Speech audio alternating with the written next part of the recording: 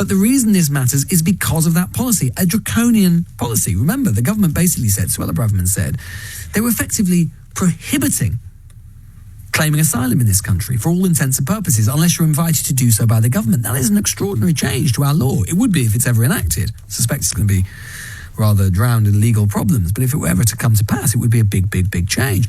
Don't take my word for that. The UNHCR, the UN's own refugee agency, said that.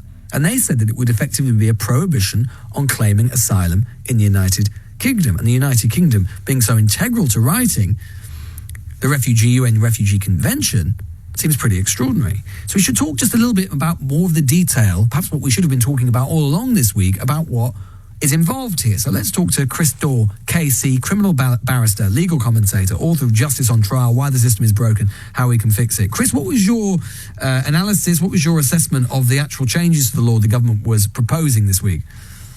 Yeah, well, I think listeners and those who are really concerned about what's going on in this country really need to understand exactly what the government are saying. On the one hand, the government ministers, including Sunak Braverman and the Prime Minister and the Foreign Secretary, are saying that the proposed asylum legislation is legal and it's not a breach of international law. I'm a lawyer and I have yet to hear a single lawyer who agrees with them. And the reason for that is because in 1948, the Universal Declaration of Human Rights was passed and adopted by most of the countries of the world following the Second World War because of the horrific sequence of events and the deprivation of liberty and human rights that had taken place over the previous decade or so.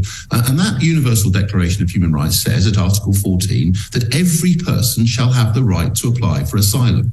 And there's no qualification that if you come on a boat, you can't apply for asylum. That's an absolute right in any human being to apply for asylum in any country which signed and adopted the Universal Declaration.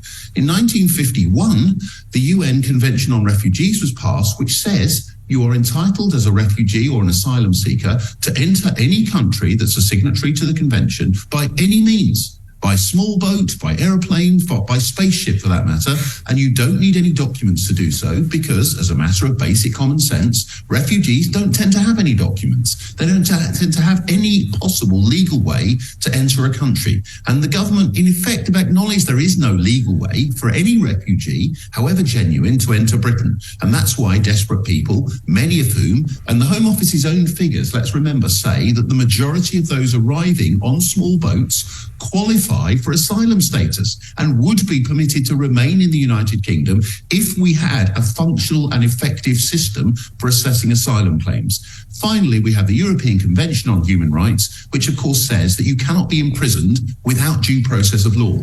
And this Act of Parliament, or this bill as it is at the moment, would allow those who arrive on small boats, and only those who arrive on small boats, to be imprisoned, detained, with no access to the courts, no right to a lawyer, no right of appeal, and then to be deported. Now that, as any lawyer will tell you, is a breach of all three of those fundamental pieces of international human rights law. And the irony for your listeners is, of course, which country was behind all of those three pieces of international basic human rights law? The United Kingdom was. We wrote the Universal Declaration on Human Rights, we wrote the UN Convention on Refugees, and we wrote the European Convention on Human Rights. Now, the government, if they were being honest, would just say, we don't care. We don't care about any of these things. We don't care because we're going to break all of these rules because we think it's popular and we think it'll get us votes at the next election. The problem for me is they're not being honest. They're not saying that. They're saying this is lawful. If it's lawful, my question is, which lawyer is advising the government that it's lawful? And let's have a look at their opinion and let's everybody understand how they say that imprisoning people without trial, without due process, without access to any process at all is not a breach of those three fundamental pieces of human rights law. Well, of it course, clearly is, and they know it, but they're lying about it. Well, of course, Chris, the Home Secretary was legally obliged when she published this bill earlier this week to put on the front piece, on the front of the bill, that this may not be in accordance with our legal obligations. So it was there in black and white.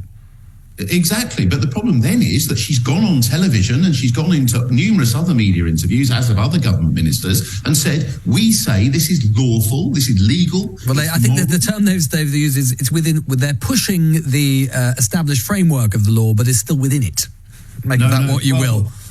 Yeah, well, that's just nonsense. They haven't just said that. They have said very categorically. Sunak Braverman was on, I think it was on Sky News the other day, saying, that I've got an army of lawyers advising me on this, and they tell me that this could well be completely lawful.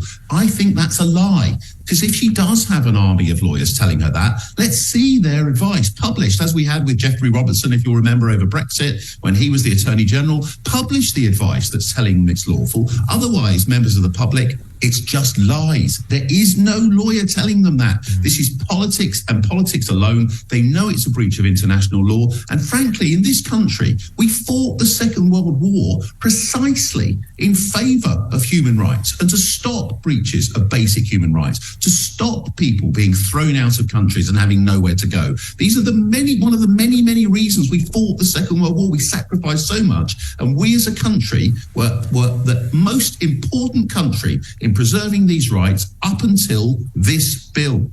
And this bill changes this country from being at the forefront of human rights to being an international pariah nation amongst other nations in respect of human rights. No other civilized country has ever allowed imprisonment without trial on their own soil in the way that this will happen. The Americans did it, but they had to send people to Cuba, to Guantanamo Bay to do it, because they couldn't do it on American soil. We're going to do it on British soil, and it's an absolute outrage. Daw QC, criminal barrister, legal commentator, and as I say, author of Justice on Trial, Why the System is Broken, How We Can Fix It. We're grateful.